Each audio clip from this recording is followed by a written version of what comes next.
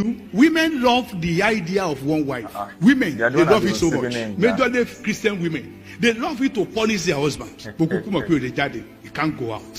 What in your bishop? What in your pastor? Are you getting it now? So it's the one now prostrating to the wife to have sex. That's why most of women in Pentecostal prefer it. And they do wish. Even some of them will go secretly to the council of the church, appoint my husband as deacon. Appoint my husband as this. Pastor, kí ló ṣe tẹ́lẹ̀ lámọ́lẹ̀? In tí mò ń sọ, èmi kàn ń lámọ́lẹ̀ ní nǹkan kan náà lájọ ń sọ. In tẹ́ ń sọ bí oyè mi, kí ló ṣe tẹ́lẹ̀ lámọ́lẹ̀? Tẹ́lẹ̀ lámọ́lẹ̀ wípé òbò kan ò tó pásítọ̀ odó torí àwọn ìyá yáàdì máa ń fòbò ṣàwọn.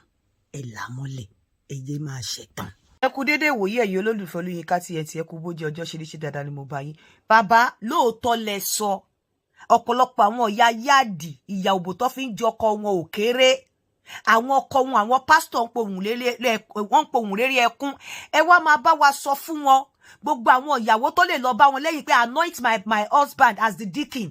Ọkùnrin náà da òróró lé lórí, wọn ò da òróró lé orí okó. Ọ̀tọ̀ ní ìpè orí okó, ọ̀tọ̀ ní ìpè orí ọkùnrin. Ẹ máa sọ fún wọn pé pásítọ̀ ò ní pé kọkùnrin má dóbò bá bá rí ìyàwó pásítọ̀ tó fi ìyà òbò jẹ ọkọ ẹ̀. Ẹ mọ́bìnrin ta ẹ̀dọ́. Wọn anoint okó, anointing tó Ọlọ́run fún okó ni pé tó bá ti ró òbò kó máa le. Tí wọ́n bá dẹ̀ ti pa òbò rẹ mọ́ nígbà tí wọ́n ń lọ síwájú ọkọ rẹ, kí ọkọ rẹ ṣí okó rẹ̀ sílẹ̀ kó sì anoint òbò ìta. Wọn anoint okó. Àwọn ìyàwó, àwọn ìyá yáàdì sọnù. Wọn anoint okó. Pastor náà da òróró lé lórí. Ọlọ́run ló ní kí Solomoni gbọ́n. Ká ní Solomoni ò gbọ́n ni gbogbo àwọn òbò tó dó. Ẹ fẹ́ fi prostate cancer pa Solomon. Ó yá lọ fẹ́ àlè 300, àlè 700, ìyàwó 300 nítorí ó gbọ́n. Ọlọ́run ló ní kó gbọ́n. Ẹ̀yin wèrè kan ṣe máa ní ẹ mọ̀ ìgbẹ̀yìn ayé Solomoni. Ẹ mọ̀ ìgbẹ̀yìn ayé Dáfídì. Mo ti sọ fún yín pé bí ènìyàn kọ́ lọ́lọ́run rí. Ọlọ́run after tó fìyà jẹ Dáfídì pé ká ní pé Dáfídì kò pa ọkọ Uriah, ó máa dóbò yẹn jẹ, kò sí nǹkan tó máa ṣe. Ìyà pé Dáfídì pààyàn, ó ní Ọlọ́run fi fìyà jẹ, kì í ṣe ìyà pé ó dóbò. Kì í ṣe ìyà pé ó rí fùrọ̀ ńlá, ó rọ́mú ńlá. Ìyà pé ó pa èèyàn lọ́lọ́run fi fìyà jẹ. Nítorí ẹ̀ ló ti jẹ́ pé di ọ̀la ó ní Dáfídì ẹni bí ọkàn òun, pẹ̀lú bó ṣe fìyà jẹ tó kò reverse ọ̀rọ̀ yẹn pé kò ń ṣe ẹni bí ọkàn ẹ̀. Di ọ̀la nínú verses nínú Bible kò sí tó popular tó orin Dáfídì.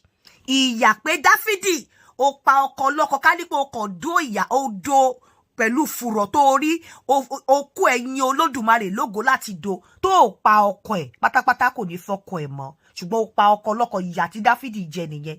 Ẹ rí pé Solomoni adó alákọwọ́bọ̀, kò sí ẹ sọ táìpù fùrọ̀ tí Solomoni òdo, ẹ tó táìpù òbò tí òdo àti ọmú adó àtọwọ́bọ̀. Kò sí nǹkan kan tó ṣe. Àwọn wèrè kan sì á máa ní Ọlọ́run fàjọba. Ìjọba kéne. Gbogbo ẹ̀yin ìyá yáàdì pásítọ̀ ó tó lè sọ ìyà ń jà àwọn ọkùnrin pásítọ̀. Àwọn ìyàwó wọn máa ń pòbò, wọ́n dẹ̀ mọ̀ pé wọn ò lè sọ̀rọ̀. Ẹ ké rárá ní Bíbélì wí. Bó o bá ti róbòdó lé, wọn anoint okó ẹ, orí ẹ náà anoint. Má jẹ́ kí ìyàwó kan fún ẹ ní prostate cancer. Tó o bá ti ráwọn tó pọ́n mọ́ ìfùrù àti ọmú, tó o bá ti róbòdó lé tí wọ́n ti forun jẹ níyà, wọn anoint okó. Torí tó bá yá tó bá róbòdó, bó bá fún okó yẹn, bó fún omi orí ẹ̀ ò ní jáde. Okó ẹ̀ ti ń re lédì ẹ̀ nìyẹn, ó ti ń wọ demorrhage. Má jẹ́ kó kíyàwó kan bá tiẹ̀ jẹ́, tídìí bá bàjẹ́ tó nídìí ló ń dà. Wọ́n bá ti yọ kánsà kúrò nínú àpò ẹ̀kan ẹ̀, ò lè dóbò mọ́. Ó di pé kó máa bẹ́ màsáàjì. Gbogbo ọkùnrin tí ò bá lè dóbò mọ́ ti kú kán tó kú. Wọn kò tí pé wọn sínú pósí inú kòtò ni. Ọ̀nà pé kó o má lè fokú ẹ̀ ṣiṣẹ́ mi lọ́pọ̀lọpọ̀ àwọn ìyá yáàdì máa ń wá. Pásítọ̀ kò ní bàjẹ́ fún yín. Ìpè gidi ni ìpè eléyìí. Òótọ́ lẹ sọ. Ṣùgbọ́n ẹ máa sọ fún wọn wípé wọn anoint okó. ó sì da òróró lé mi ní orí, ago mi kún àkúnwọ́ sílẹ̀, kò ló da òróró mi lé mi ní orí, okó mi kún àkúnwọ́ sílẹ̀, kò ló da òróró lé mi ní okó mi sì dẹnu kọlẹ̀, ó da òróró lé mi ní orí, okó mi sì ń le, okó àwọn pásítọ̀ ń le, ẹkọ́ sì dànù, ẹ mú pásítọ̀ kúrò lórúkọ wọn. Èèyàn ẹlẹ́ran ara ni wọ́n, bàbá rí ìyá yáàdì tó fòbò jẹ pásítọ̀ níyà. Ẹ má wọn ọmọ ọjọ́ tó pọ́n mọ́ínmọ́ín òbò tó pọ́n mọ́ínmọ́ín ọmú, ẹ yẹ̀ wọ́n wò, ẹ pa wọ́n jẹ, torí wípé kò sí nǹkan tẹ́ lè fi bọ́ oko yín ju òbò lọ. Nígbà tí ìyàwó yín sì ti palẹ̀ mọ́ òbò kúrò, ẹ jẹ́ kí oko yín kó kún àkúnwọ́ sílẹ̀. Wọn anoint oko kọ̀ọ̀kan pé kó má dòbò. Ọlọ́run ò lè rẹ́jọ́ oko dá, ẹjọ́ oko kúrò ní bálabàla. Ńgbà Ọlọ́run dá oko gan tán, òun gan kò yé mọ́ bí ọ̀rọ̀ ènìyàn ò ṣe yé Ọlọ́run mọ́. Ńgbà ó ní inú mi bàjẹ́ torí mo dá ènìyàn, inú Ọlọ́run ò bàjẹ́ torí ó dókódóbò, inú rẹ̀ dùn nítorí pé BBC àti ìrẹsì ni, ṣùgbọ́n kò yé mọ́, kò lè dájọ́ yẹn. Tí ò ti lè rẹ́jọ́ Sólómọ́nì àti Dáfídì dá pé wọ́n dóbò, kò lè dájọ́ pásítọ̀ kan pé ó dóbò. Ẹ yé tanra yín, kó má di pé tó kó yín bá fi yín sílẹ̀ láyé lọ, tẹ́ bá dọ̀rùn ẹ lọ rojọ́ ìyà tẹ́ fòkó yín jẹ. Bí ìyàwó yín bá ṣorí burúkú, ẹ̀yin náà ẹ palẹ̀ mọ́ òbò ẹ̀ kúrò ńlẹ̀, ẹ gbádùn ara yín, torí tẹ́ bá ní prostate cancer ayé yín fọ́. Ẹ káàárọ̀.